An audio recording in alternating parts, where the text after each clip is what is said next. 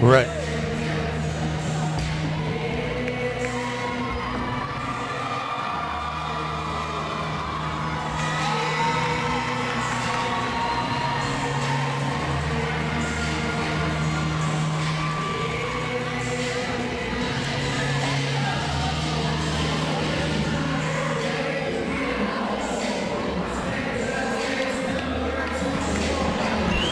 And it's time now for the 7A semifinals. Who will play Sebastian River for the state championship?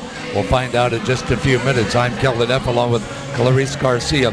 Well, Sebastian River beat Nova 51-45. You were pretty impressed with Sebastian River? I was thoroughly impressed. You know, they stuck with the game plan. They came out early, knocked down some clutch shots. I think the last time the score had been tied, it was 19, and then after that they just took the lead, and then Nova was only able to cut it within 3, and they just maintained what they were doing well and ran with it and saw it out to completion. Now they'll face the winner of this game in the championship game. Well, let's take a look at this matchup. You have Buchholz and the Bobcats at 27-3, the Haines City Hornets at 27-2. These two teams have already played once this year, and it was a game in which Buchholz and Haines City met on December the 30th, and Buchholz was the winner in that one, and they actually Clarice beat him quite handily, 63-39. I know, I saw that.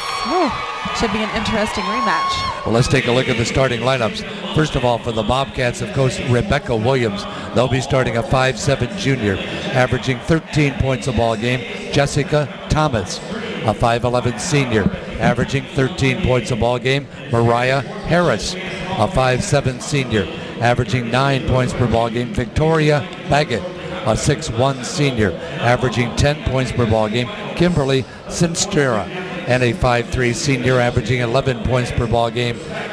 Teria Maddox, 4 players in double figures between 10 and 13 points a ball game for the Bobcats of Buchholz, averaging 73.9 points per ball game on offense, giving up 49 points on defense, a scoring margin of a plus 24.9. For the Hornets of Haines City at 27-2, Coach Ladrika Atkins.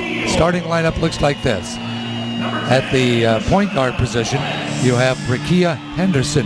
Henderson is a 5'6" junior, averaging 8.2 points per ball game. At the other guard, or one of the other guards, you have a 5'7" junior in Jasmine Reddick. Reddick is averaging 4.8 points per ball game. At the point guard position, a 5'6" junior, it is going to be Joni Atkins, a 5'6" junior, averaging 4 points per ball game. Then you have a 5'11" senior, averaging 14 points per ball game, Breonna Brown. And the final starter is a 5'6" senior, averaging 8.8 points per ball game, Laderica Spillman. So for the Bobcats, it'll be Thomas, Harris, Sinstra, Maddox, and Baggett. And for the Hornets, it'll be Brown, Spillman, Henderson, Reddick, and Akins. As we mentioned, Buchholz beat Haines City quite handily. Clarice, does that play any factor in the mental preparation of a Haines City team, for example? I think they may have realized that they let one slip away, because obviously in looking at their records, both teams are not used to losing. Haines City with only 2 losses and Buchholz with 3. So I think that they, may see that, hey, we didn't take care of business that night, but tonight is any given night, and we're going to take care of business tonight. And it's hard, though, for a coach to get that out of their heads. It is, and as a coach, you just got to coach and preach what you do well. And in talking to Coach Akins before the game, she preaches togetherness, consistency, and this is our time. Well, the 3 losses that Buchholz suffered this year are to the hands of all 3 teams that have been in the state tournament. Edgewater beat them 83-74. Dr. Phillips beat them 74-55, and it was 76-59, and PKY beat them 85-77. To get here, Buchholz had to defeat Tallahassee Lincoln 68-22, Ocala Forest 84-32, Englewood 64-36, Fleming Island 73-53, and Vieira 67-59. Not a lot of games in there in which they were really challenged. Absolutely, and you go back to one of their losses, PK Young. Hard to beat a team with a player going to Baylor. Well, the only games that the young ladies from Haines City have lost early in the season, Dr. Phillips beat them 71-42. Then, of course, this one that we mentioned, 63-59 to Buchholz. To get here, they defeated Lakeland 59-27, Bartow 41-31, Riverview 47-31, Bartow 43-38, and Harmony 48-31. They haven't given up a lot of points, have they? They have not, and that is probably a testament to their defensive endeavors and their defensive structure with their philosophy. It's really nice when a coach can come back, coach her or his alma mater, and lead them to the state tournament. And here you have double the fun. Two of them, absolutely. And I know we were talking about trying to figure out if they may have played against each other while they were both at their respective high schools. But that is exciting because when you're giving back, the community knows you, and you've established yourself, and you can teach these young women what you learn and what you know so that they can go be productive members of society. Each of these coaches, who's Ladreda Akins and Rebecca Williams, were 4 years apart in age, so they maybe did not face each other on the court when they were in high school. If you'd like to buy a DVD of this broadcast, all you have to do is go to FHSAAsports.com, and you can click on the correct icon and find yourself in possession of not only this game, but any other game you may want. We're ready to start. The Bobcats and the Hornets. And here we go. Find out who's going to the championship game for 7A. That's pretty exciting. It's Haines City in the black. In the white, it is Buchholz, the Bobcats. And the ball is controlled by the Hornets. Haines City establishing themselves early. We are not doing anything contrary to what we do best. And Brianna Brown shows that she knows how to drive the baseline. She gets the first 2 points of this game. Buchholz will set up and try and get the loose ball. It's still loose on the floor, and it's taken away by Haines City. Turnover in the first possession. And to no surprise, Brianna Brown has put the first 2 points on the scoreboard, as she is the fourth leading scorer in the county. And here's a turnover on the tie-up situation. Well, Brown averages 14 points a game. She actually is the only player on this Hornet team in double figures, whereas Buchholz has more consistent scoring, and two girls averaging 13, one averaging 11, one averaging 10, the other starter averaging 9. So you really don't know who to key on, do you? Oh, no, absolutely not. And so it will be interesting to see the Haines City young women step up, take scoring roles in compliments to their great defense. Well, there's been a change in the ruling here, and it's going to be Haines City inbounding on the alternate possession. Looking inside, nobody is there, so they bring the ball back out to the point. All to the far side, it is Rakia Henderson. Baseline inside and a reach in, and the ball's going to dribble out of bounds, and it's going to be played in by Buchholz. Well, these two teams have got themselves a very rich tradition in girls basketball. They've been not only opponents, but they've been here before. Three-pointer off the back of the iron. Fight for the rebound taken by Haines City. Great inside-outside action. She drew the ball, passed it inside, drew the defense, was able to kick it outside to her teammate who had a wide-open shot. Buchholz from Gainesville, Haines City from, actually, I guess you could consider them a fairly local team. It's not too far from Lakeland, just a little bit east and north of here. Ball goes outside once again. It is Joni Akins. Akins to the near corner. Looks inside, nothing there. Back out at the point. Just underway in this semifinal in Class 7A. We have a reaching in foul that's going to be called against Buchholz. And Buchholz is being very aggressive initially, and with these early calls by the refs, it looks like the refs are going to try and minimize the aggressive nature of it, as to not so much slow them down, but just to establish, this is not going to be a free-for-all. Here's the inbounds pass, the entry pass down low, and the shot is no good, but another foul is called. This one will be against Jessica Thomas. Coach, you take a look at Haines City's defensive average at 27.4. You can see that they are a good passing team. They work the ball around the perimeter. I think they just don't give the opponents the ball very often. They don't, and when you are stingy with the ball, it limits the other team's scoring. Here's the free throw, Jasmine Reddick. Excuse me, this is Brown. And Brown puts up the free throw. And Haines City is off to a 3-0 start. Kellen F. along with Clarice Garcia, the head coach at Palm Beach Atlantic, taking the day off and coming up here to watch some of the girls' state tournament. Brown with the second free throw. And it is also good. First 4 points of the game scored by the Hornets, who now apply a full court press. Victoria Baggett breaks that press, finds the open girl down underneath and back outside. Good reaction on defense as the ball is going to be knocked away and stolen. And Haines City did a very nice job of reacting to that and able to apply defensive pressure and look to convert on this end, but obviously blocked by Harris. Here come the Hornets of Haines, or excuse me, the Bobcats of Buchholz. Jump shot from three-point range, high off of the rim. Offensive rebound and then a reaching in foul called against Joni Akins. Akins with her first personal, actually the first team foul called on Haines City. Well, it's not going to be on her. It's going to be on Reddick. Jasmine Reddick committing the foul. So the Bobcats will play it in. Bobcats in the white, going from our right to our left. They feed the ball down underneath, turn around, jump shot, no good. Rebound, and here comes the fast break again. Haines City coming down all the way baseline to baseline, and another whistle and a foul again against the Bobcats, and I believe it's Sinstera. That's great coast-to-coast action by LaDerica Spillman, and that's what she does really well, is just take the ball, get it up the court, look for her teammates. If she doesn't have anyone, she'll take it herself, and she's established herself with that capability being a senior. Well, they haven't even played 3 minutes, and Sinstera is already in foul trouble. That is her second. On the line is LaDerica Spillman. Haines City trying to widen its early lead. And she won't get the first one to fall. Well, Andrea Akins, a graduate of Haines City High School in 1989.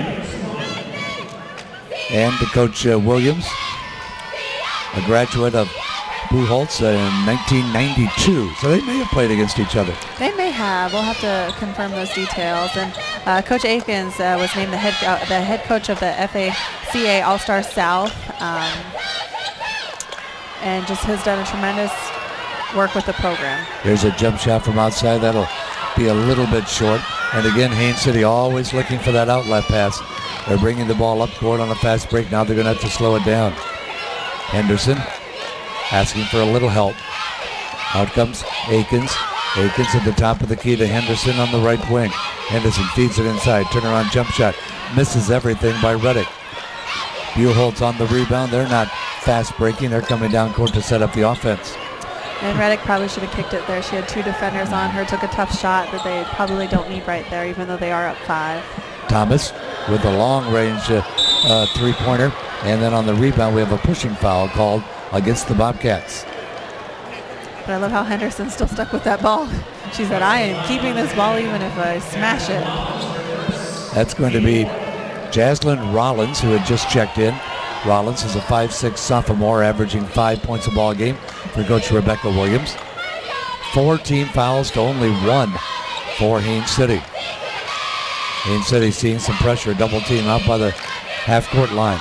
But they get the pass off now to Henderson, and a whistle. And the ball's dribbled out of bounds, and Haines City turns it over. And as a coach, you really want your players to keep it away from the sidelines because inevitably that is another defender. Yeah, all of a sudden get down 5 defenders to 4 offensive players. And those aren't very good odds. Not at all. Here's Buchholz. Thomas up across the line. Nice little pink shoes they all have on. Here's a shot from the corner, and that's way off the mark. They just haven't got their shooting touch at all yet. They have not, and I think they're trying to just put some points on the basket and are now settling, for a couple shots that probably aren't high percentage shots for each player. Buchholz playing their defense as Haines City goes from our left to our right. Haines City on a double team underneath, and we have a reaching in foul called. I think that official wasn't quite sure whether to call a tie-up or a foul. Yeah, and I think she definitely grabbed her arm there, but Brown & Brown did a good job dumping it to Henderson on the block. That will be Maddox's first personal foul, and now they are questioning who the foul was going to be against. And they verify it was Maddox. And this is not a good spot to be in with five team fouls already. Yeah, almost in the bonus. We're not even halfway through the first period. Absolutely. Brakia Henderson puts in the first free throw. So the first 6 points of the game have been scored by the Hornets. Only one field goal, but they've hit 4 free throws already. Second free throw by Henderson is also good. And Haines City has a 7-point lead. And Buchholz is really trying to, off of a Haines City score, they're really trying to look to push the ball up court so that Haines City doesn't have time to establish their defense. Underneath, nice pass, good lay-in. Basket by Harris. And there we have it. After that 7-0 run, we finally have 2 points on the board for Buchholz. Now Buchholz can have a collective sigh of relief because they're on the boards. There won't be a shutout here today. There's a foul. They're going to foul somebody, foul them hard, and that's what Mariah Harris just did. That's her first. You know, with the way Haines City's shooting free throws, put them on the free throw line, it's almost a guarantee they're going to score. Absolutely, and that's one of the things you really don't want is to allow the other team to score when the clock is stopped, especially this early in the game. Jasmine Reddick will go to the line with her first opportunity to score. And she'll miss this one. She's averaging 4.8. Now she'll get an opportunity to become the 4th Hornet to score in this game. They lead at 7-2. We'll have a media timeout if she makes this free throw, and she does. So Reddick gets her first point of the ball game.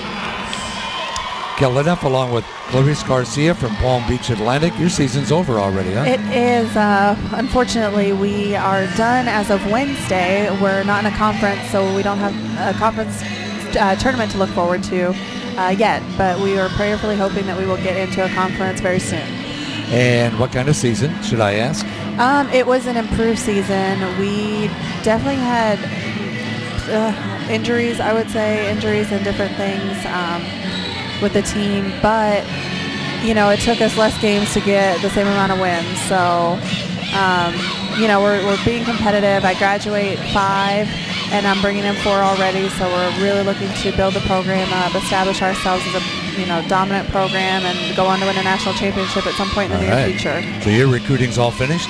Well, it is, and I'm still looking for potential kids, junior college, D1 transfer, any kids that we may see in an unsigned senior event or things like that. We're still always open for that as well. So being here, seeing some of these players is beneficial in another way to you? Totally not recruiting right now. Victoria Baggett, you're just relaxing a little bit. Absolutely. In the front court, the Bobcats of Buchholz.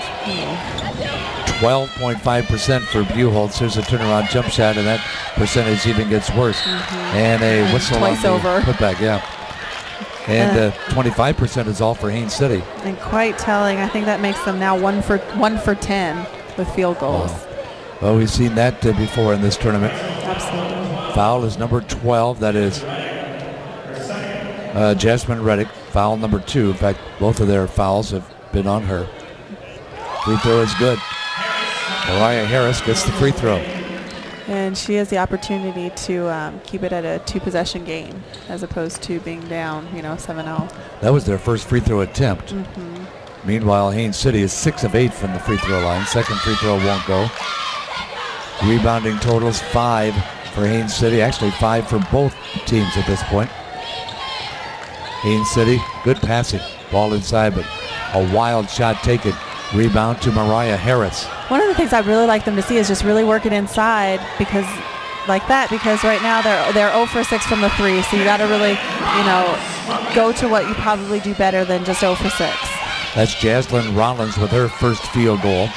And what once was a 7-point lead is now down to 3. We're under 3 minutes to go in the first period. Haines City with the ball. They try and feed it across the lane. The ball might have been deflected by Buchholz. The officials are looking at each other. Nobody actually saw it, so it's going to be an alternate possession to Buchholz.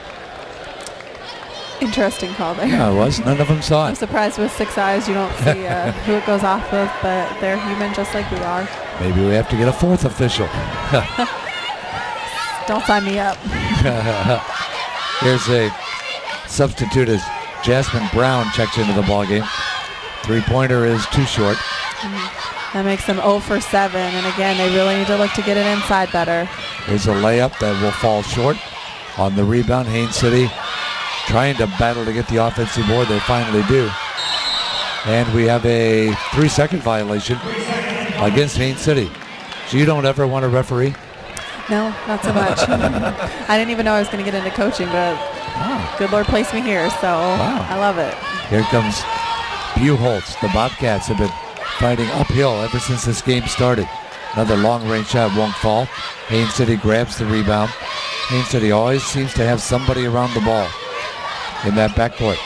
And it's interesting with this lineup right now. We've got sisters on the court with Jasmine Brown, number 20, and Brianna Brown, number 22. There's a reaching sister action. Thomas with the reaching in foul. Nope, that's going to be a jump ball. The ball goes the other way, girls. Come on back. There you go. I know, with probably less than 30 seconds ago, it was a jump ball in favor of Buchholz. And now Haines City gets an opportunity to score in a great spot underneath their basket. Here's the inbounds. Way outside. You know, sometimes we talk about the indecision by the officials. This crew may not have ever worked together. You know, so sometimes you don't know what the other person's positioning is supposed to be or what they look for. There's a 3-second violation against Haines City. And that's 2 in a row, and you know, especially now that Buchholz has cut it to 3 points, you definitely need to take advantage of every offensive possession you get, so that you know that they may now score and tie the game up, and you really don't want that if you're Haines City. Haines City with a bit, not actually a height advantage. They're pretty good size, 5'11" and 5'10", the two Brown sisters. Buchholz with a 5'11" Harris and a 6'1" Sinstera. Here's another one. So I got a funny feeling some people are going to foul out of this game before it's over. That one's out of bounds. I can see it. We're almost in the bonus. And there's still a minute and a half to go in the first period. Haines City with the ball. Backcourt pressure for Buchholz.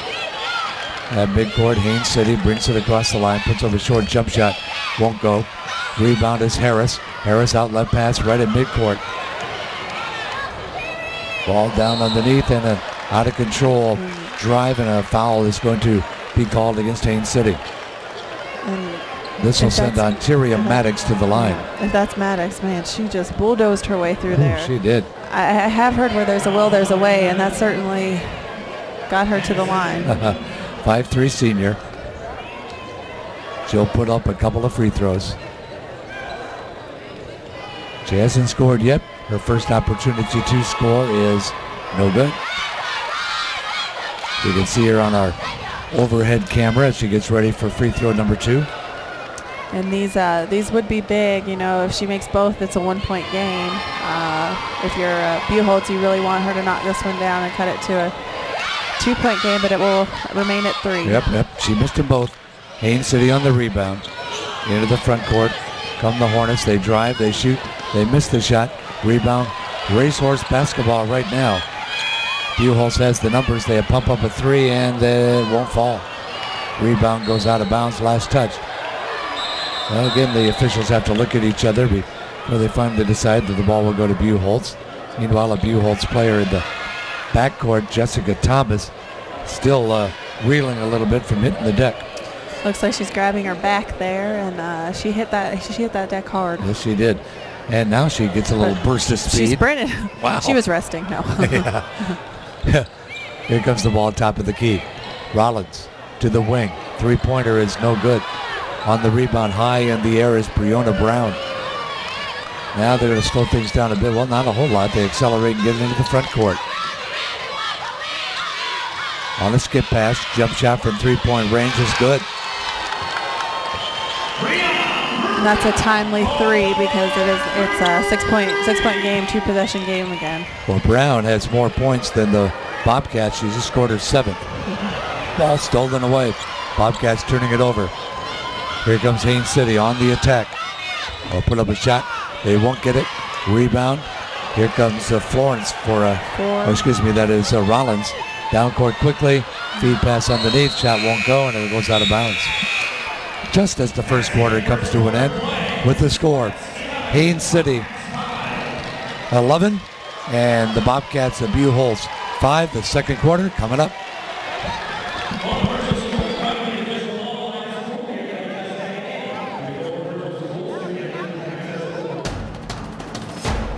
player up here. Ah, that's good stuff. All right, perfect. Prepare a Wiley Ballard graphic. Do you want me to start the stream? Start the stream. Camera 3. Beautiful. We're coming in on 1. For more information on how your school can join the Play on School broadcast program and participate in the FHSAA network, go to FHSAAsports.com/SBP. Haines City being led by Breonna Brown with 7 points. Rakia Henderson has 2. Laderica Spillman and Jasmine Reddick have 1 apiece. For the Bobcats, 3 points for Mariah Harris, 2 for Jaslyn Rollins, and that's been it. They have an 11-5 lead, does Haines City, as we head to quarter number 2. A little sloppy at times, huh? A little sloppy, and it is to no surprise that Breonna Brown is leading all scorers. She joined the 1,000-point club in her junior year, so she's well on her way to many thousands of points. Yes, 7 points on the day against an average of 14. If you want to go to FHSAAsports.com, while you're there right now, you can buy DVDs of this broadcast and any other games that we may have for you. And just click on at FHSAA.sports.com and you can get yourself on the way to owning one of these DVDs. Ball at the top of the key is Buchholz, feeds it underneath. Nice shovel pass and a lay-in by Harris. And as a coach, that excites you because if she's looking at the same stats we're seeing, they're 0 for 11 from the three-point line, and you need those kind of baskets to get your team back in the game. Sinstera on the rebound. Here comes Buchholz down court, fast break, and the ball's kicked. 2 of 10 first quarter shooting for Haines City. 2 of 16 in the first quarter for Buchholz. That's 12.5%. Haines City has 20%. Well, you add those 2 percentages together and you only get 32.5%, which still isn't very good. Which is still not great. Ball into the corner. Oh, man. Buchholz looking to get the ball inside. They have the last couple of times. They have, and they just need to really keep working inside, and, you know, that puts them 0 for 12. And they missed that shot, and they missed 3 on that possession. So here comes Haines City. So backcourt pressure to break the pressure. And now back up with the offense. And they had a 4-on-3 situation, but that might have been the right call to just get them set, get them into a high percentage shot. At the point. Back now to the near side. Just underway, second period. Kelly Neff along with Clarice Garcia. This is the 7A semifinals. There's a runner in the lane and a charging foul is going to be called against Rakia Henderson. And that is absolutely the right call. Henderson did a great job of establishing position there. And if you're a driver in that situation, you need to be able to have body control for that very reason because of the help defense that gets into position too quickly. Haines City with 11 rebounds, 7 for Buchholz. Turnovers fairly even, 5 for the Hornets now. Bobcats have 4. Bobcats are in the white. See them get the ball down low, move to the hoop, and they miss everything. Rebound and over the back foul is going to be called against Buchholz. And this will be against Sinstera. That's her 3rd. And let me double check that just to make sure. Yep, that'll be her 3rd personal foul. And we're only at the 6:25 mark in the second. And to have to sit your player for fouls in a game like this when she will be needed is tough for a coach. So, you know, the person she subs in has to know the situation and be able to come in, no drop off in play, and establish herself as a presence. Well, it's free throw shooting time as the Hornets step up to the line. Pretty good free throw shooting team so far. They are 6 of 8 in the ball game. Stepping up is Henderson. She'll make that one for her 3rd point of the day. The winner advances to the finals, which will be at 5 o'clock tomorrow afternoon against Sebastian River. Sebastian River just prior to this game posted a 51-45 win over Nova. Second free throw is also good. Which was an exciting game as well. And there have been some very exciting games here. You know, no one wants to go home. Everyone wants to play. Everyone wants that hardware. Haines City has 8 free throws made, 1 2-point field goal, and 1 3-point field goal, and that's it. That's a travel. Although a late call, that is the right call. She definitely had a pivot foot, picked it up, put the ball on the floor, and consequently, that's a travel. Buchholz, as we mentioned, has lost to only teams that are in the state tournament. In fact, both of these schools, their 5 losses have been against teams that are in the tournament finals, or at least the semifinals. Well, at least they're losing to the right teams. There's a nice block shot. Getting a hand on that one is Jessica Thomas, and here come the Bobcats. They've never led. They're down by 6. Ball's tapped away, but Thomas regains control. There's a 3. Looks good. Nope, off the side. And the ball goes out of bounds. It'll be played in by Haines City. And Buchholz really needs to rally right now, because when you're not scoring like the way that they should or think they should, it definitely plays into a factor in the game. Well, the officials I don't think are related this time. Rosalind Farley, Bernard Bales, and Jerry Williams. Jump shot no good. We had some cousins and nephews all refereeing earlier today in one of the games. Into the front court come the Bobcats. Buchholz gets it down underneath where a shot is up and through. Hit it high off the backboard, but they still scored. I would say if we were to look at the percentage of efficiency in the paint when they get into the paint, it is something that they need to cater to down the stretch, because they're scoring when they get the ball inside. Nice move that time by Brown, but she can't put it through. She does this time, though. Brown is setting herself up for a very good ball game. She has 9 points already. And I know she is signed to attend Jacksonville University upon graduation, and I believe the head coach is here, and I know she's smiling. Baggett with the bucket, which is not easy to say. Here's a drive, and a runner in the lane is too short. Once again, it is Buchholz with an opportunity to pull to within 2. Jump shot is no good. Tried to bank it in, did Victoria Baggett. Rebound shot no good, as their percentage gets down a little bit now at midcourt. We have a fast break situation and a basket at the other end. I thought she was going to throw it to that girl waiting to come in the game over there. I think she knew she wouldn't go get it. It looked like it was going right to her. 3 points for Spillman. 17-11. It's a 6-point ball game. Pass down low. Great pass. Oh, she was not ready for it, but feed pass went out of bounds. It will be played in by Haines City. Man, Jessica Thomas had a great post-entry pass, and those are atypical. Usually as a coach, you're like, what are you doing? But she saw it, she thread it there and got it there, but then her post buddy was not ready for that.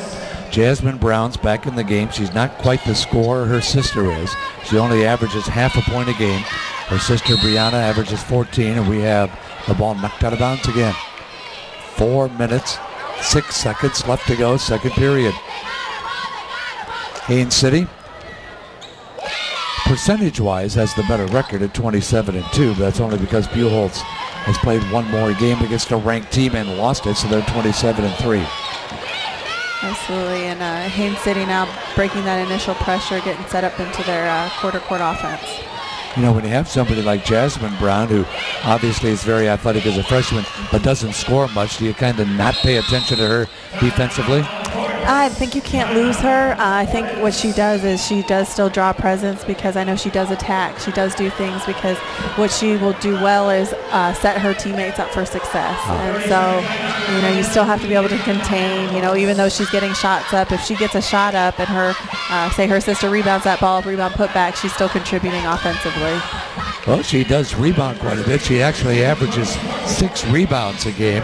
So I guess there are other ways. Everybody looks at scoring average. They don't look at the other which is stuff. only a part of it, which I can't understand why when you send kids home for the summer, that's all they work on. Well, with 3:44 left to play in this first half, a 17-11 Haines City lead. We have 2 more games coming up tonight. Marty will have those for you as they move into the Class 8A semifinals. 2 teams from Orlando University against Dr. Phillips, and then 2 teams from down south. Miami's Dr. Kropp against Palm Beach Central. Wellington, that's not too far from Miami, is it? It is not. It's actually in my neck of the woods. It's probably about 30 minutes away from where our school is located. And tomorrow, the 5A, 6A, 7A, and 8A finals. We already know the matchups for 2 of them. In Class 5A, it is Bartram Trail against Dillard. That'll be 10 o'clock tomorrow morning. Marty will have that, then I'll be back at 1:30 for the Class 6A final with Edgewood and Norland. And then, of course, the 7A final, we have yet to determine which 2 teams are going to be involved in that. Shooting percentages, not all that good yet. 23.5% for Haines City, 19.3% for the young ladies from Buchholz. And the impressive stat is 8 for 10 from the line, 80%. You know, as a team, that's a good percentage to be. You know, we've seen some other games where that percentage has been in the 50s. Here's the ball almost lost. Into the front court comes Haines City. Pull-up jump shot, good. Nice looking shot. And Maddox is not happy that there was no call on that. She wanted a call worse than anything. And the jump shot by Spillman gets her at 5 points. Now the ball's stolen away. Buchholz with the turnover. This is the largest lead of the afternoon. Ball out of bounds. It'll be played in by Haines. Actually, they called a foul on the play. And the foul will be against Mariah Harris. That is her second. Now Sinstra has 3 and she has 2. Yeah, and this is when being in the bonus at this point in the game does not help you if you're Buchholz, because again they're scoring when the clock is stopped, and you have a high free throw percentage shooter taking the line right now. And Brown to the free throw line. 2 of 2 so far. Puts up this one and sinks it to make it 3 of 3, and now she's in double figures with 10. Now it's a 9-point lead. The lead has just little by little been drifting higher and higher. And Brown, the senior, puts up the second free throw. And yeah, it's not helping Buchholz that they are still of their 26 shots. You know, half of their shots have been threes. And if you're 0 for 13, you need to stop shooting threes at this point. I would think so. That's a very good assessment. Here's a layup where they got down on offense quickly that time as Ontaria Maddox scored. I like that Maddox channeled that energy she had with the frustration for the ref's call and channeled it and did something productive for her team that really sparks them. Buchholz with a throw. There we go. Good thing for them they didn't stop taking threes. Exactly, yeah. I was just about to say, but you can't stop taking them, because I've seen a kid go 0 for 10 and hit the game winner. So there's a layup, and that one will go through. And again, it's Brown, and Brown has a dozen. Well, all of a sudden, nobody can, or everybody's hitting their shots. 22 to 16. She's going to pump it up again. She got another one. Well, they're going to like the fact that you mentioned they were 0 for 13. Now they're 2 for 15. Good. I hope it sparked them. Thomas with the three-pointer. There's a jump shot that results in a foul. And Henderson will shoot free throws. Look at this. It's a 3-point game. Yeah, and when you're a shooter, shoot. And that's what you have to do. You have to be able to just have confidence in your shot, and you understand not all of them are going to go in. Ideally, we would love all of them to go in, but not all of them are. And just take your shots. Well, according to the stats they give us, Thomas is a 70% shooter from 3-point range. Free throw is good. Find that hard to believe that they have another girl at 50, 55. See, this can't be right. Nobody shoots 60%. I mean, half the team shoots 60% or better. It's almost an average of a 65 for the team. That can't be right. If that's the case, Coach and I are definitely talking after. Okay. Like, what shooting drills are you doing? Yes. Apparently they're... I've never seen a team shoot that well from 3-point range, especially when they start out 0 for 13. Henderson makes both of the free throws, and at the other end, a foul is called underneath the basket. Yeah, this could be on Brown. Let's see if she's the one that got her. Harris did a really good job of jumping up there and protecting her passer, because the pass probably shouldn't have gone in there, but she saved it, drew the foul, and now they have another opportunity to score.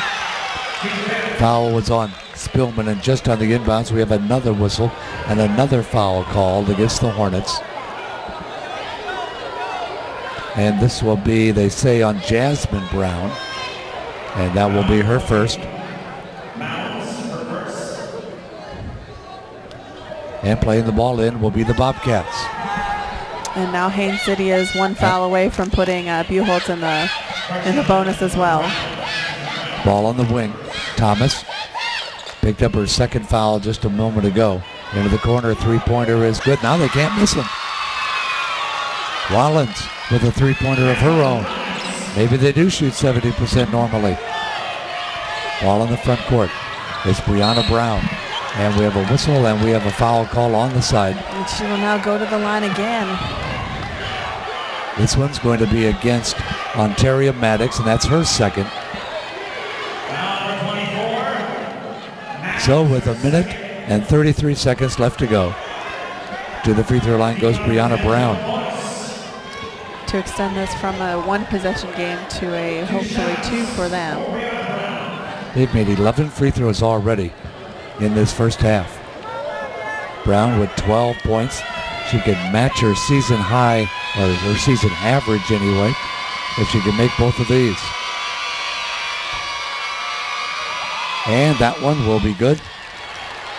They are a good free throw shooting team. They don't give us team percentages here, but no, but you can definitely tell that they've worked on it, and that she's been in this situation before where she has had to knock down clutch free throws.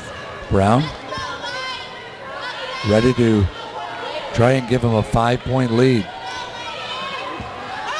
which would be a great way to extend it going into the half. And if you're Haines City, you want to score here and get a stop. And if you're Buchholz, you know you've got to get a quality shot here with only 1:30 left. You know, you can see from that overhead camera the look in her eyes. They beat the press and they score. Harris with the bucket.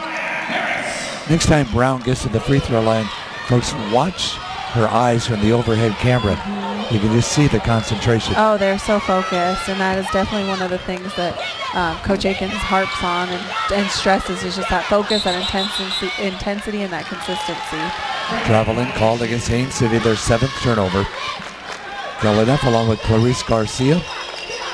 Backcourt pressure now as Buchholz plays the ball in. Haines City really looking to turn them over, prevent them from scoring, and they did. Yes, they got the ball back. Here comes Haines City, leading it by 3 is all. Jump shot will not go. Fight for the rebound taken by Ontaria Maddox, but she loses the handle on it. There's Brown going up strong, and she's fouled. And it might be number 3 on Jessica Thomas. I believe you're right, and we'll get to see that camera angle view again of her intensity and focus as she approaches the line. Now, if we have an overhead shot, watch her eyes as she prepares to shoot. I noticed it last time. It's just fire in the eyes as she shoots for these free throws. Well, they play with such passion. And, you know, just watching these kids on the court right now, just exude their passion and show it and let it surface is truly outstanding. You can see she looks right exactly as where she wants to shoot it and makes it. Actually, Coach, when you're shooting a free throw, what do you look at, the front or the back of the rim? I look at the front where the 3 loops are. You look at the middle one. Okay. Personally. That's what you teach them to do, wrong. you mean? Yeah, right or wrong. All righty, well, Brown's going to try and get her 16th point as she concentrates and tries to give her team a 5-point lead. Yeah, she's definitely looking at the front of the rim. 16 points as she made them both. Free throws is what's given Haines City the lead. And with under a minute left to go, here comes Buchholz. Buchholz with Thomas. They're keeping her in despite 3 personal fouls. Jump shot from the corner will not go this time. They were able to control the rebound, which is key for them to get another possession with 33 seconds left. Maddox at the top of the key. Maddox back between the 2 circles now to Rollins. In the baseline, Maddox drives, misses the shot. Offensive rebound. Nice fadeaway shot by Harris. Great kiss off the glass, and that's why we have a backboard. And with the whistle, we have a traveling violation on the inbound. So Buchholz gets a chance to, well, if they can sink a 3, we can have a tie game at halftime. Sink a 3 or draw a foul, a 3-point play. Wow. Never would have thought that. They were down by 9 and not shooting well. Now all of a sudden they've come back with a chance to tie up this ball game. Class 7A semifinals. Inbounding it will be Jessica Thomas. Thomas slaps at the ball. Everybody starts to move. Nobody can get open. And finally they do get the ball in. Thomas has it. Back out top of the key. Here comes Rollins. And a double dribble, so they missed their opportunity. And this is a game of opportunities. You just said it so well. 9 turnovers for the Bobcats. Well, missed opportunities, and turnovers aren't the only missed opportunities. Sometimes you miss a chance of taking a shot, you're not quite quick enough. Ball in the front court. Haines City, baseline jump shot, will not go. Rebound tip, Buchholz has it. Last second half court shot, and it is no good. We are at halftime. Haines City leads it. I believe he called the foul, though. Oh, there's a foul on that shot. Okay, so we're not quite at halftime yet. Quite the late call. That's Spillman, so she'll get 3 free throws. Jessica Thomas will go to the line. So don't mark that down as a halftime score quite yet. It could be a tie game yet before the half comes to an end. Well, talking about those free throws, this is where you are able to give your team a boost going into halftime and get it to 28-28. I think Coach Williams is pulling our leg. Everybody says 80%, 78, 72 free throw shooters. I think she's pulling our leg anyway. Well, they're not going to be a tie game at halftime if she misses the first free throw. Thomas will get a second chance. She needs to focus, bend her knees, follow through. She's probably shot 1,000 of these shots, and she knows what to do. You just have to rely on that confidence. Has good form with the wrist, but it wouldn't go in. You know, we talked about the arena, and I don't know for her if that's a factor for her, nerves, whatever the case. But you know, at least knocking this one down will give it a 2-point game. And she makes that one. So we are officially at halftime as Haines City leads it 28-26. We'll stick around because the second half will determine who's going to be in the 7A championship. Right now it's 28-26 Haines City. For Clarice Garcia, I'm Kellen F., and we'll be back soon.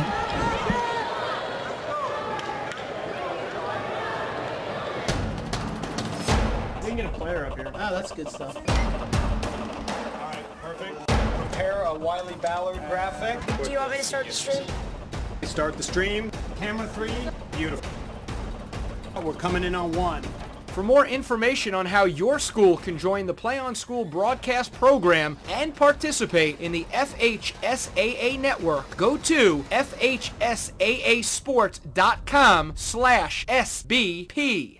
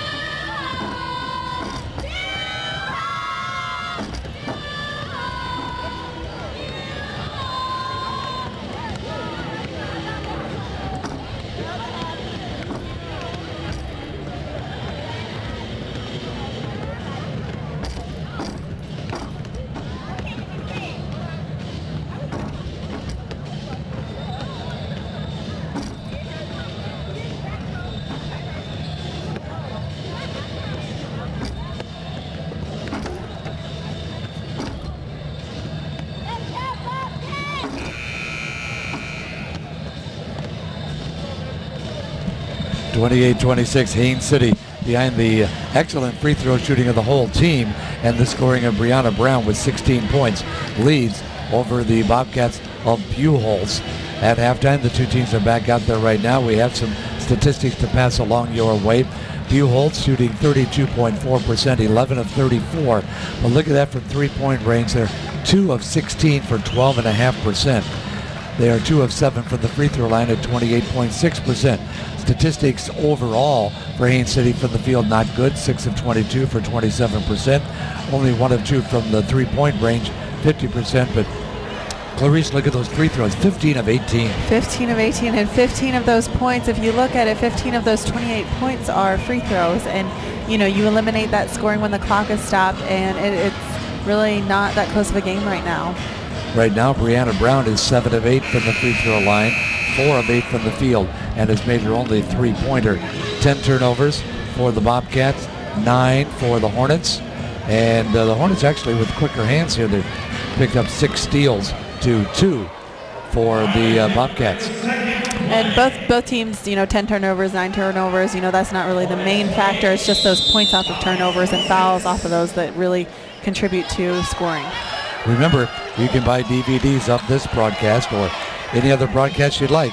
Go to FHSAAsports.com and follow the instructions, and you could be the proud owner of one of these broadcasts from the Florida High School Athletic Association. We're underway in the second half. Ball out between the two circles. Controlling it is Haines City. At the point, it is Akins. Akins gets the ball inside, high post. Nice move to the hoop, but they missed the shot. And that's probably the easiest, hardest shot in basketball. We've seen it all day. Sinstera with 3 personal fouls. Thomas with 3 personal fouls. 3-point attempt will not go. On the rebound, it is Haines City. They clear it. And then a whistle and a foul. Bumping foul called against Ontario Maddox. Now she has 3 fouls. Pretty soon, you're going to have to do some patchwork of your lineup because somebody's going to pick up 4. At some point, she's going to have to get creative with her lineup. Yeah. 4 fouls is going to definitely get you some pine time. And 3 girls out there right now with 3 fouls apiece. Here's Haines City. They're not in foul trouble at all. But they only had 17 fouls in the first half. Absolutely. And Haines City's doing a really good job of trying to work the ball around for quality shots like that. That's Spillman with a 3-pointer. You know, even though that is a 3-point shot, that's a high percentage 3-point shot. Feet are set. No one's running at you on defense. You know, quality shot for them. 5-point lead. Ball inside, tipped and stolen away. Haines City coming down court. This is the girl to watch. That's Brown.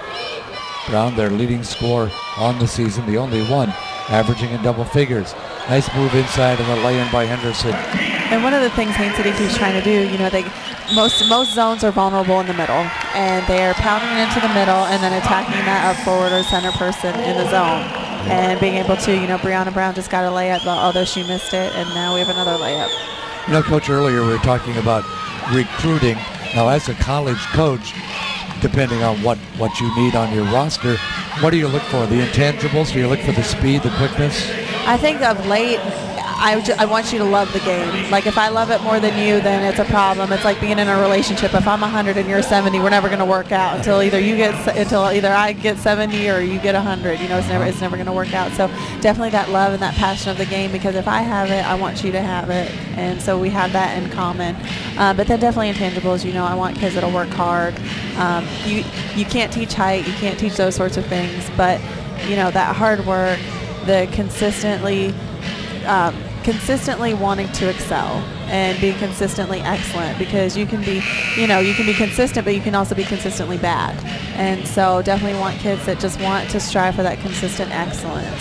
You know, you can't just look on the court. Those in-home visits, you can see somebody's attitude, their attention span. Are they bored? Absolutely. And one of the things that I don't think kids understand is, you know, especially in the summertime when we're recruiting, you know, a lot of times we can't see the score. And, you know, right in here we have the advantage, we can see the score. There's scoreboards everywhere, but a lot of times you can't see the score. So you see, though, how they're acting, what they're doing, and then, you know, we watch them in huddles and timeouts, how they respond to the coaches, how they treat their parents after the games. Because if you can't respect your parents, you're not going to respect me.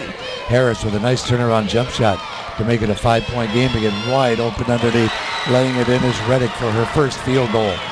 Shooting percentages, 31.4 now for Buchholz, 30.8 for Haines City. There's a three-pointer that won't go anywhere.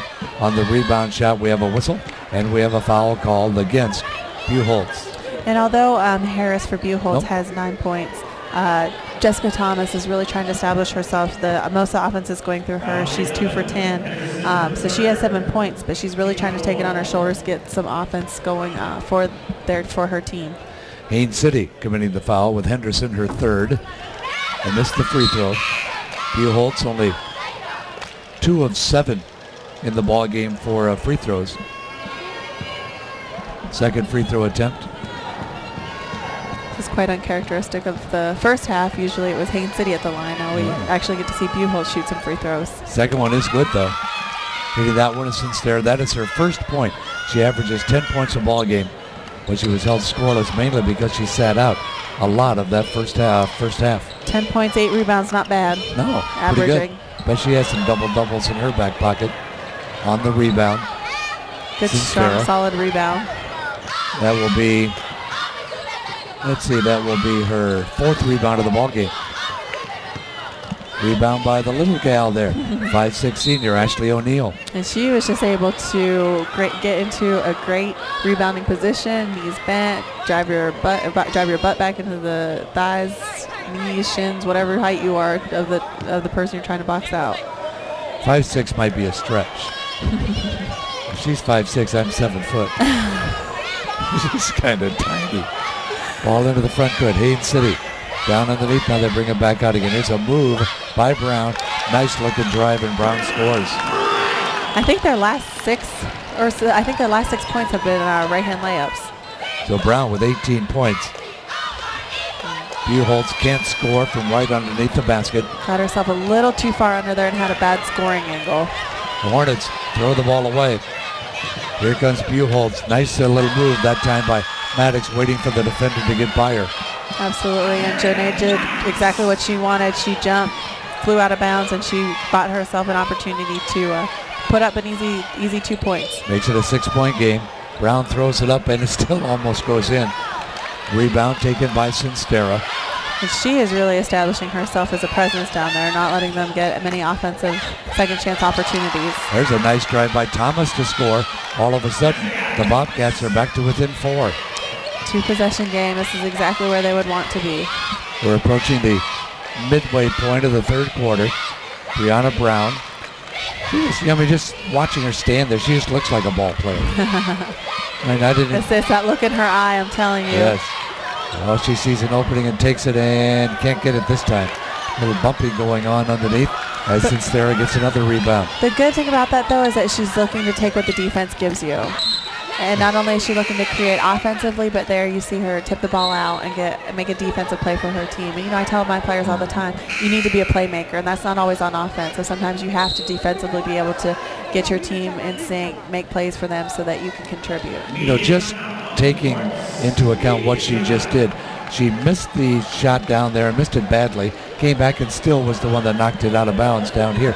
You can't, I suppose you could teach hustle, I don't know, but that's about as good a hustle as you'll get. Heart, hustle, focus. You either want it or you don't. You either want to be able to come, because she's tired. That obviously takes energy to blow by a defender, get yourself to a basket, put up a shot attempt, and then sprint back down and make the defensive play. That's effort. And that sort of stuff isn't reflected on the scoreboard, but those are the sorts of things that win you basketball games. Well, you had mentioned earlier how she scored her 1,000th point as a junior, named the Lakeland Ledger newspaper first team All-County last year, named their second team All-County as a freshman and sophomore. She was apparently there's something called the Tremendous 10 Athlete of the Week this year, signed a scholarship to play at Jacksonville University. And obviously has a pretty good future there. Absolutely, and not only Brianna Brown, but Laderica Spellman. She's also in their 1,000-point scoring club. And so, tonight she has 5 points right now. But coach knows, team knows she can put up points when they need her to. And she can shoot the three. She already has one of those in the game. I think that might be their only three-pointer. Buchholz, you're right. You're right. That's the only one they have with the ball. It is Buchholz and a whistle. We have a blocking foul called. Actually, her and Brianna Brown both have three-pointers. And that will be foul number 1 on Akins. Again, Buchholz will play it in. It is 10 of 31 shooting for Haines City, who tries to get the rebound and does clear it. And Sinister did a really good job of doing what a post is supposed to do. Set a good screen, get the defense to be held up, let your guard attack, and then roll to the basket. And although she didn't get it, you know, that's still what you're supposed to do. You're out there for that purpose. That and grab rebounds, and she's doing just that. Buchholz down by 4, but actually has had 10 more shots than Haines City. They're 14 of 41, and Haines City is 10 of 31. Quickly down court, shot up, no good. Rebound taken by Buchholz. And I think you see the athleticism kicking in, and last game, this game, where you got a lot of players that have the capability of driving coast to coast, and so you see a lot of that incorporated in this play, and a lot of times it makes it a fast tempo game. But then a lot of times it results in a foul, because you try that to face that athleticism with kids who aren't in a defensive position. That's where you pick up the fouls. Now Spillman has picked up her 3rd foul. Henderson has 3. Victoria Baggett will go to the free throw line and will make the first one. The Bobcats all dressed up in pink shoes and pink socks. We have a problem apparently with somebody stepping inside the circle, so they're going to put everybody out of the free throw lane. They don't call that a technical foul, though, do they? They did, and I believe it's for that reason you said. I'm not exactly sure what else it could be, but... Well, they're going to give her extra free throws. Now they'll shoot the 2 technical fouls. I'm not really sure I understand that. You know what she did? I have no idea. No offense to refs, but nothing surprises me. Spoken like a true coach. First free throw by Baggett on the technical will not go. And they should get possession of the ball here as well. Yeah, Buchholz could take the lead. That was those kind of situations. Those are crucial turning points in games, and a lot of times you don't see it. You may not realize it, but to pull it within 1 point and you have the ball here, you need to capitalize on something right now. I may be found guilty of not following the rules or rule changes, but don't technical fouls on individuals also count as personal fouls? I believe they're supposed to. Yeah. I thought that foul was on Brown, but they don't have a foul on her on the scoreboard, and maybe the official score is questioning that right now. The way Breonna Brown reacted, I thought the call was against her. I did too, and I know she was trying to rally her team, possibly trying to channel frustration. I'm not sure, but regardless, she needs to make a play here. And she tried, but the ball went right over her head. Harris with the bucket. And all of a sudden, we have a 1-point lead for the Bobcats. Their first lead of the ball game. And they have the ball again. Ball's thrown away by the Hornets. 11 turnovers. Just under 3 minutes left to go in the period. 3-pointer, no good. Air ball. Rebound, jump ball. Arrow goes to Buchholz. Yeah, Buchholz has had everything called in their favor. Technical, got that possession off of hard work on defense and the jump ball here. So, capitalizing on these opportunities is where you win games.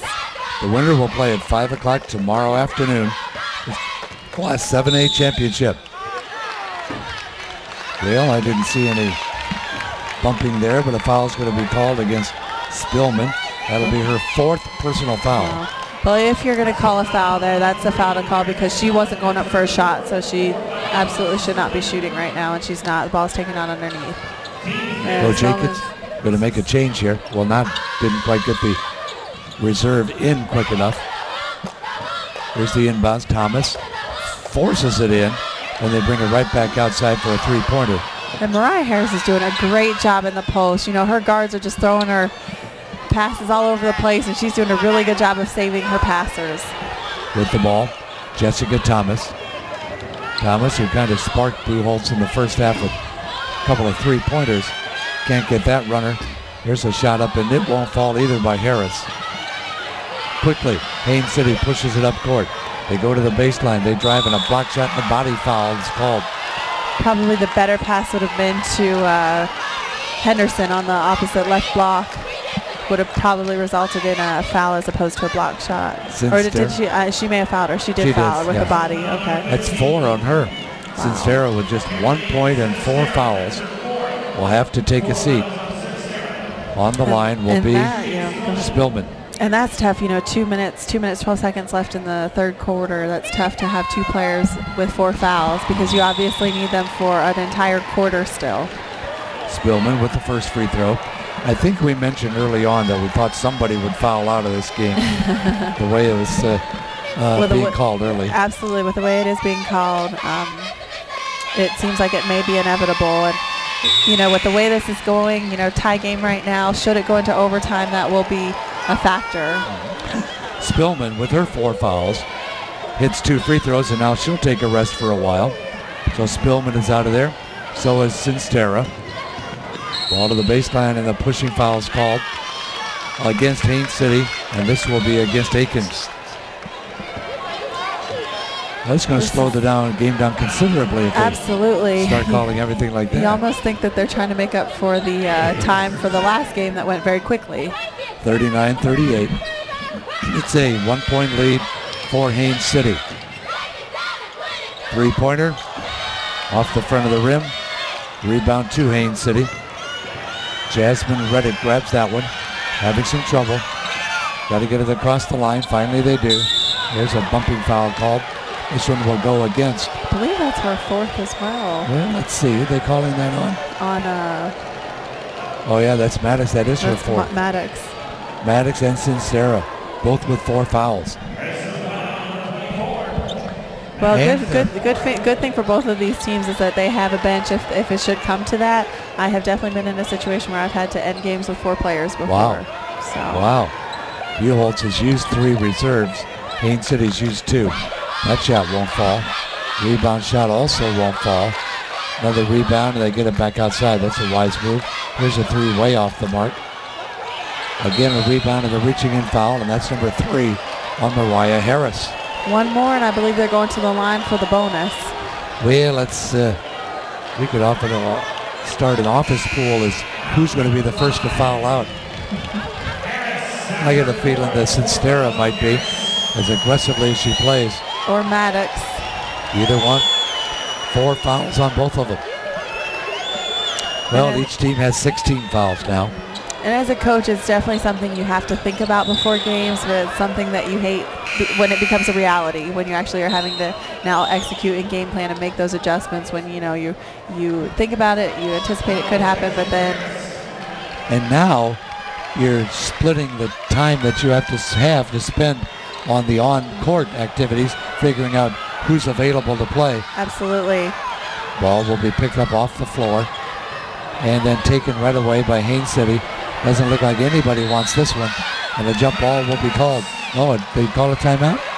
She did. I believe she got the timeout call right there, and she did. A little bit of sloppy basketball there, but you do see that heart and hustle. Everyone's diving on the floor, trying to come up with that loose ball, and obviously Haines City did a good job of securing it, calling the timeout, and they now have an opportunity to have a possession and increase this 1-point lead. Coach Aikens has been honored a number of times as a head coach. She was named head coach of the All-Star Team South, also named assistant coach at one time of the All-Star South, and this year named again as the assistant coach of the South. They had a 7th place victory at the AAU Nationals in the summer of 2011. So she's been quite active. She has been, and one of the things that is always interesting for us to see is when high school teams come together and play AAU in the summer. I know if I coach high school, that's definitely how I would do it. Have my team playing together all year round, because it's often hard to send them to another program. They learn different things, then they come back, and good or bad, it's a little bit of inconsistency with that. Brown comes out of there with her own missed shot rebound. We're under 1 minute to play in the third period. Brown with a nice move puts it in. Well, she hasn't been scoring much in the second half, but she does have 20 points overall. To lead all scores, and that's quite impressive because that's, 6 points over her average, yes. I believe. There's a 3-pointer. It won't go. Rebound comes long. Tip to Haines City. This is Henderson. Down and then he spins, puts it up and through. Henderson with the bucket. All of a sudden it's a 5-point lead for the Hornets. And Buchholz, 22 seconds, needs to make sure that they use enough clock to get a shot off and not allow Haines City another opportunity. In the corner, three-pointer hits the back of the backboard and goes out of bounds. I don't think she normally shoots that way. I don't think balls usually go that far off unless they're tipped. Yeah, and that's exactly what the coaches are concerned about. The ball will be played into the Bobcats. You needed a conference for that. Yeah, I would think that probably would be a no-brainer. Here's Buchholz back outside. Inside a little bit too many steps. Unfortunately, as athletic as that looks, if you do the 1-2, once you pick the ball up, they do call it a travel. One of the things that you have to do is jump, stop, plant before you take that shot off. And I saw Alexis Prince do that in the last game very well. Looks like she went to the Arthur Murray School of Dancing. There's a three-pointer almost in. That's the end of the period. Pretty good one, though, as Haines City leads it by 5. They did a really good job there of trying to get a shot off, and they did. That almost went in. And 15-point quarter for Haines City to regain the advantage. 43-38. We'll be back with the fourth quarter next.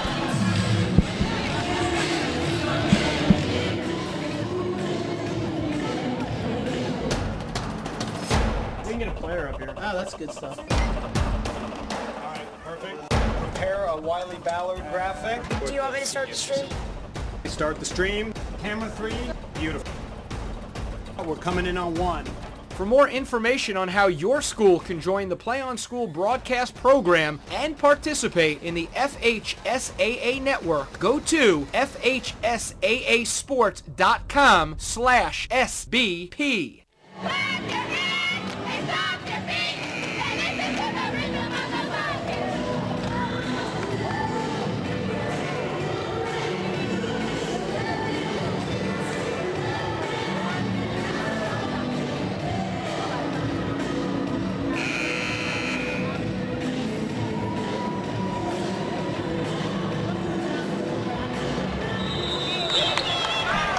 43-38. Haines City leads Buchholz. Kelly Neff along with Luis Garcia, the head coach at Palm Beach Atlantic. 5-point ball game. Back outside, Haines City has it. It's really amazing that Haines City has 3 girls in double figures, and they still only lead by 5. Absolutely, and right there, it's a prime opportunity for Brown to come in and get rebounds like she does so well and provide her teammates an opportunity to have a second chance shot. Buchholz 15 of 51 shooting in the ball game through 3 quarters. Haines City is looking at 12 of 40. Being a little more patient here. Haines City brings it back outside. It looks like they are trying to run a little time off the clock. Reddick, pass near side to Brown. And the ball's taken right out of the hands of Brianna Brown and lost out of bounds. And it'll be played into Haines City. And they just really need to protect the ball here. They haven't had 11 turnovers isn't a lot, but they need to be able to protect the ball here. And the ball goes down and then he's wide open, but she hit the bottom of the backboard. And then the ball's lost out of bounds. And that turnover does not help Buchholz in their case for trying to tie the game and take the lead. Rebecca Williams grabbed that ball. I thought she was going in for a layup. Coach grabbed that ball like she wanted to score. Here's Haines City on the inbounds. Ball near side to Jasmine Brown. Off now to big sister Brianna Brown, who takes it all the way in. And they have had layups on Buchholz against that defense. Being able to contain is crucial for Buchholz. Ball is lost once again. Here comes Haines City. Down court, Brown will shoot. Brown will score again. And Coach Williams wants a timeout. And we've got 2 players down here. It looks like they've collided, and not sure exactly what happened, but whatever happened on that collision end resulted in a Brianna Brown 2 points to increase this lead. Buchholz getting the timeout because 2 of the players, one of which is Ontaria Maddox. I believe the other one is Jessica Thomas. between them. They have 13 points to their credit. But look at that, Coach. All of a sudden, it's a 9-point game again. So just like that, Haines City has gotten the lead back and extended it. Yeah, it goes from 5 to 9 in a matter of about 30 seconds. And that's the thing about basketball. And you always have to remind your team it's a game of runs. And every good team has a run in them. And, you know, being able to stop those runs and go on your own run is who ultimately ends up winning. Well, Buchholz had a run earlier. They were down by 9. They erased that, took a 1-point lead. That's their only lead of the game. And now they're down by 9 again, and they apparently are going to be the beneficiary of a foul call. And that is definitely going to be on Brianna Brown, but good thing for her. I think that's her first foul. Yep. Only her first one. Now both teams are in the 1-on-1.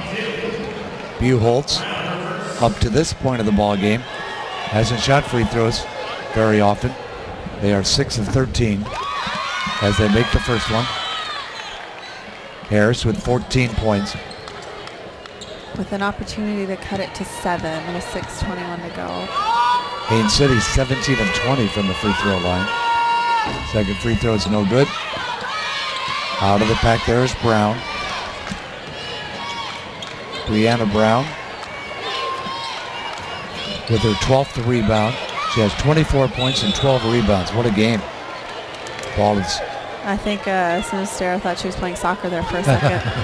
Ball is kicked. The ball will be played in. Brianna Brown has it. 2 more semifinals tonight in Class 8A as the big boys take the floor. Back outside. It's Henderson. Henderson on the drive. Henderson pulls it back out. We hit the 6-minute mark of quarter number 4. The winner will play Sebastian River. If Maddox isn't careful, she's going to foul out. Ball into the corner. And now it'll be an over and back late whistle, but Haines City loses the ball. Either way, even she was still traveling with it once she did catch it because I think she knew it was over and back. Well, Buchholz has to start scoring a little bit here. They do, and you know there is enough time left, but you have to be able to manage this clock wisely. You know, you can't turn the ball over. You've got to take high percentage shots and really look to get the ball where you're going to have a high percentage shot. Thomas directs the offense from the center circle. The 2012 semifinals for Class 7A.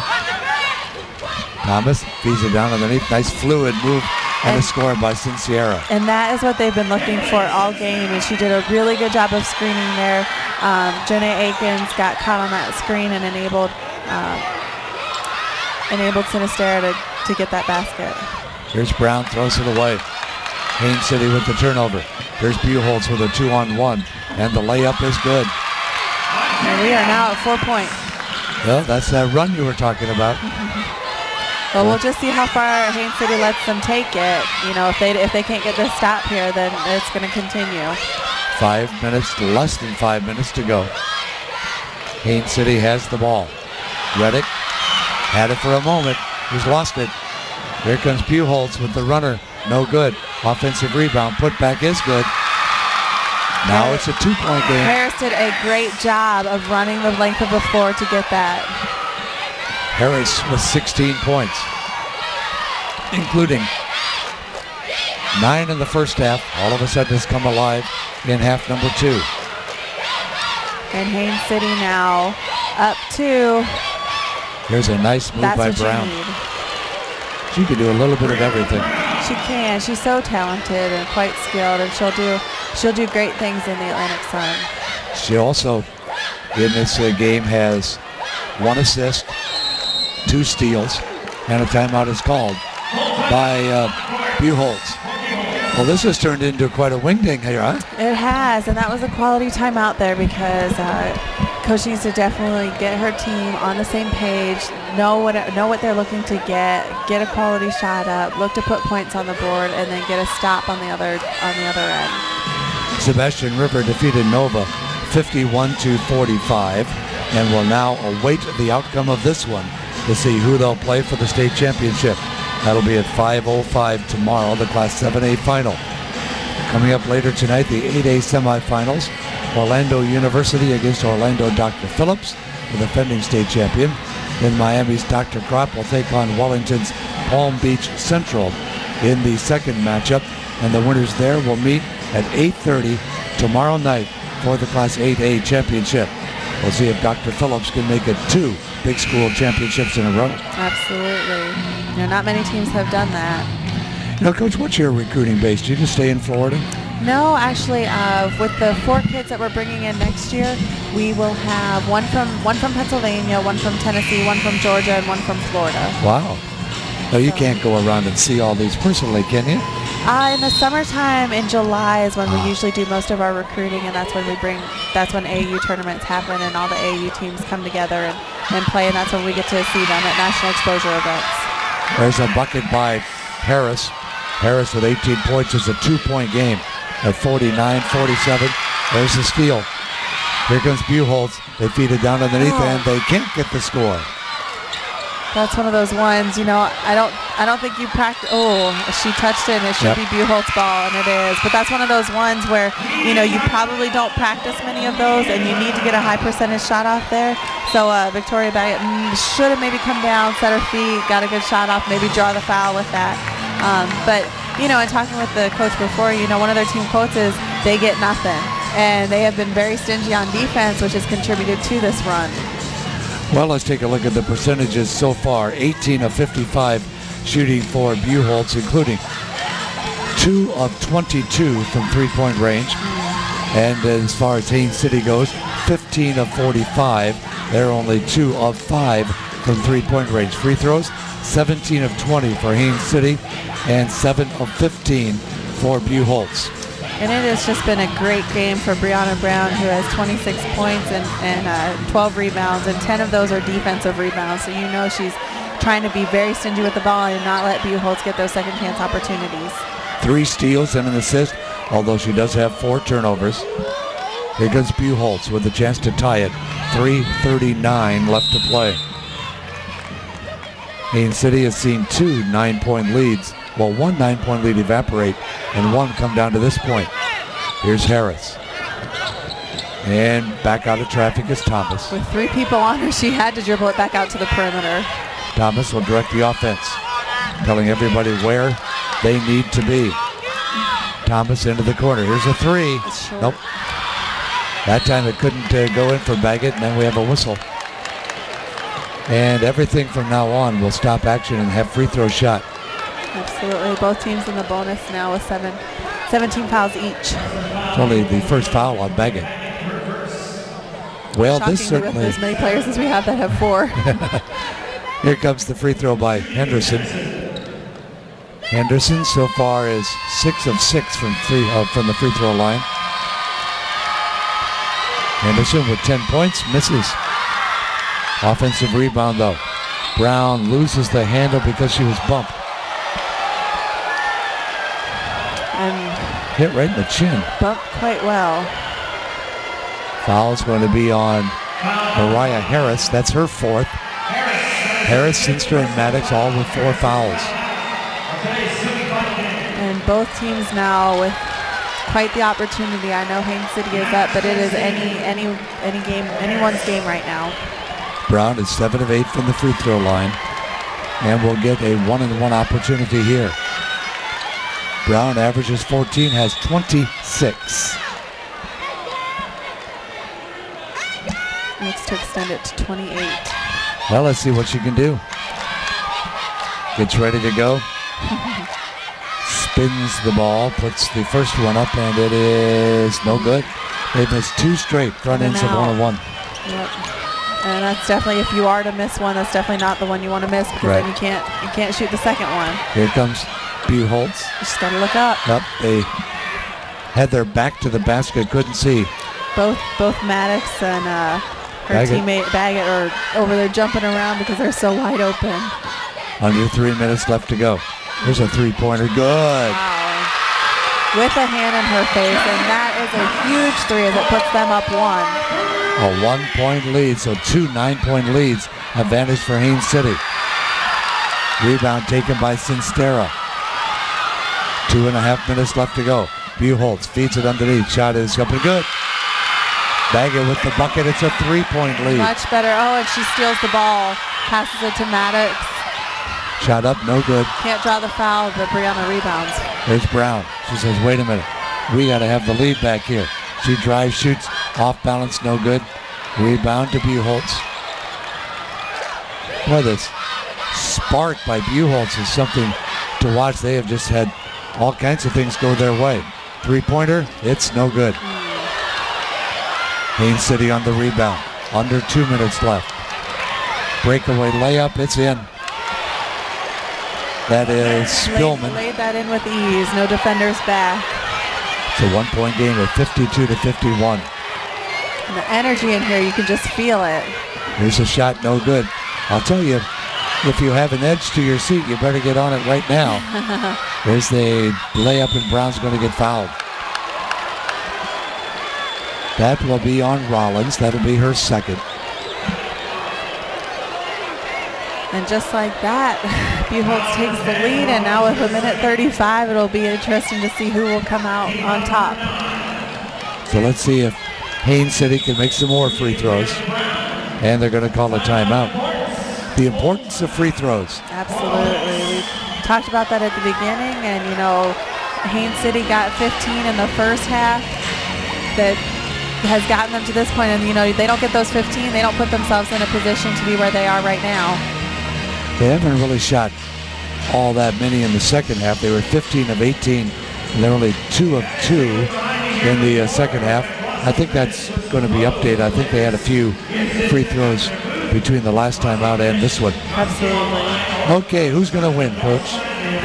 Oh, Lord. Nothing like putting you on the spot. I know, right? Well, if you're going to go off of momentum, then Buchholz. But if you're going to go off of defense and coaching to defense and trying to make plays, then Haines City. Well, Buchholz could lose any one of their star players in the next minute. Maddox, Sinstra, and Harris all have 4 personal fouls.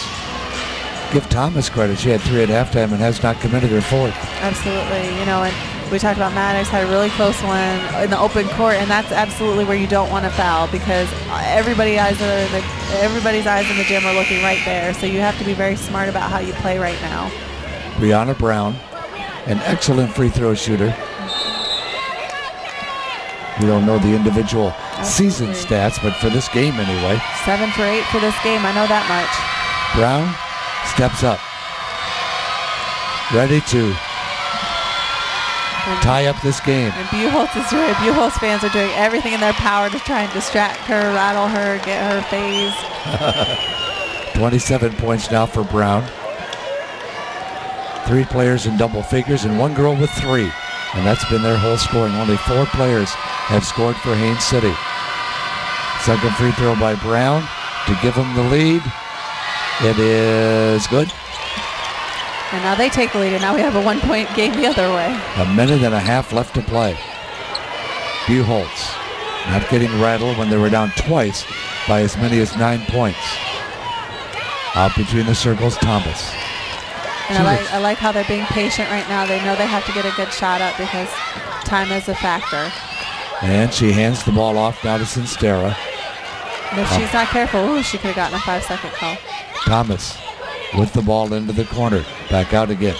Looks cool as a cucumber now with 1 minute left to play. And now is definitely not a time where you want to be passive.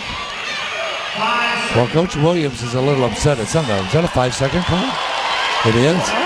That's a turnover. Wow. That was fast. I don't even think I said 3 words. I don't think so. That was very quick. And very big. That's a huge turnover, whether you know it or not. That's a huge turnover. Buchholz has to do everything they can to try and get this ball back. Because right now, Haines City only has to stall. Here's Henderson in the backcourt. Haines City brings it across the line with that quickness. They don't have to shoot. They have the lead. They just have to protect the ball. All right, see you later. And that will be first foul out. Yep, that wasn't my guess. That's your guess. Yeah. Yes. You're the one that guessed Maddox should be the first one. It's so sad, though, that we are to the point where there's so many fouls on these players. You know, because I feel like both teams are playing equally aggressive. This is the 8th game I broadcast this week, and that's the first person I've seen foul out. Wow. All right, more free throws here. Spillman. The good thing for Buchholz is that should she make both of these, it's still a one-possession game. And so with 44 seconds, you're still in a position to get a 3-up, get a quick 2, get a steal, take the lead by 4 then. Spillman is 3 of 4. Of course, you have 60 seconds to get in a sub, and so Coach Williams is using that whole time. Davina Mounds checks in. Mounds has only played 1 minute in the game. She's been sitting on that bench for quite some time. Free throw's good. But you never know what they're capable of doing. They see what's going on. A lot of times you're sitting there watching what's going on, and so at that moment, depending on your focus, you're either ready or not, and that's what success is, when preparation meets opportunity and you can succeed. Second free throw is good. It's a 3-point game. On the inbounds, it's Baggett. Having some trouble getting across the line. Finally they do. Thomas with 36 seconds to go. Gets in the corner. Here's a 3. It's in. Well, so much for sitting around doing nothing. Davina Mounds with the bucket. It's a tie ball game. Quickly down court, a foul. It's going to send Brown to the free throw line. That, if they were to foul, that's a good foul, because you don't want to let a 3-point play there, because that forces you on the other end to come up with a 3-point answer. But now she'll have the opportunity to put her team potentially up 2, and so now with 21 seconds, that you're more than capable of taking it coast to coast. And the thing about that is that, you give it to Jessica Thomas and she'll take it the whole way. Right. And Haines City knows they can't foul. So here's Brown. She'll be shooting 2. She already has 28 points on the day. She had 28 last time she was at the free throw line, so let's see what she does here. Well, she makes that one to give Haines City a 1-point lead again. And a timeout's called. They've, give Haines City credit. They've seen 2 pretty large leads completely evaporate, and yet they've had the wherewithal to come back and take another lead. Absolutely, and that's what they've done well. To only lose 2 games this year, you have to know how to win. And 27 times of trying that and doing that, you're going to be successful. Well, the team is obviously gunning for the state championship, looking for a victory here in the semifinals. I was just looking at their closest score of the year. They haven't had a lot. 68-18, 65-11, 64-12, 70-14. Finding out what they're made of here. Absolutely, and this is where it's really revealed. And all those countless hours that you work and you practice and you prepare, it comes down to these moments, because you don't win this game, you don't have an opportunity to advance. Here's Haines City on the free throw line as Brown steps up. The camera shot makes her look like she's on the line, but apparently she's not. Free throw is good, and she has her 30th point. It's a 2-point game. Quickly, ball comes down court. It's stolen away for Haines City, and a whistle and a foul called on Rollins. That was a gamble, huh? Yes, that was outstanding defensive play. May have played it a little more conservatively in this situation. If she got a little more loft on that, it was in theory great. Here comes Spillman on the line. Spillman just made a couple of free throws a moment ago. But that's a great defensive play, and that's a playmaker. You want people to score, but you want people to make plays on defense, and that could have saved her team the game. All right, that makes it a 3-point game. Here's the big one. What do you do? You got to make this and make it a 2-possession game. Absolutely. 18 seconds to go. And on the flip side, 18 seconds is still a lot of time. She made both of them. Here's the inbounds, but they got to hurry up. Got to be quicker than this. Clock is ticking off the seconds. Finally, they get it across the line. Ball underneath the basket. Shot is up. Shot is good. She had timeout. No? And they're calling timeout. I'm not sure if they're... If I'm her, I'm asking for more time, because I believe she was calling for it, so it should be about 5 seconds left. Clock shows 3, actually technically 3.3. It's a 2-point game. I don't believe they're going to confer and talk about it, but... Well, she's not even asking right now. Well, she definitely they need a steal here. And either way, if they get the steal, and if for some reason Haines City fouls them, they're still on the line. Well, you have to foul really quick, because there's only 3 seconds to go. If you don't get the steal, I mean, that clock's going to go down at least 1 second before you can commit the foul. Absolutely. And what you do is when the ref hands the player the ball, once that happens, then you can foul so that it's a foul before the ball gets inbounded. But it's until that happens, then it becomes a technical. And now the inbounds pass from Brown. Everybody is at this end of the court. Who would have thought it would have come down to a 2-point game? I know it. Haines City had it in the bag. Here's the inbounds, and the foul comes, and the clock goes 1.9. Foul actually happened at about 2.2. Exactly. Well, and they need every tenth of a second, every split second to rack up there so they have more opportunity to do this. Well, if they miss the free throw, both you and I have seen full court shots go in at the buzzer. I think everybody's seen at least one of those. Absolutely, and I'm telling you, any given night, you just throw that thing the right way and it goes in. And shoot, you got a big enough backboard to bank it in. Yep. So. Spillman gets the first one. Of course, it's all a moot point if she makes this free throw. Because they're not going to play any defense on the inbounds. No, yeah, the worst thing you could do is, foul, but I don't even think that would be. Well, that's going to be it. As the horn sounds, the final score, Haines City 61, Buchholz 57. I guess this is more than what we bargained for in this game. Absolutely. We had ups and downs and runs and fouls. Yes. Too many of those. Well, we saw a pretty good fourth quarter. Our fourth quarters so far in this tournament have been kind of low scoring. This was 19-18. Buchholz actually outscored them in the fourth quarter. Well, if you want to buy a DVD of this broadcast, just go to FHSAAsports.com. This might be a nice one to have in your collection, especially if you're a Haines City fan, because they have now qualified for the state championship game against Sebastian River.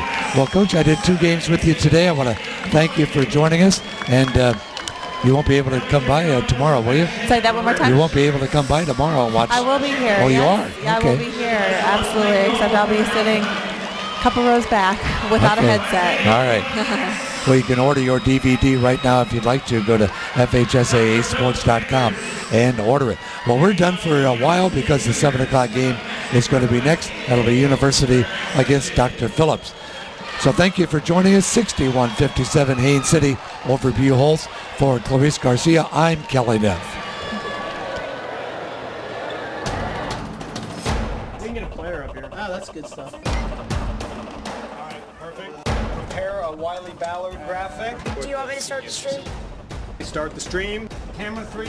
Beautiful. We're coming in on 1.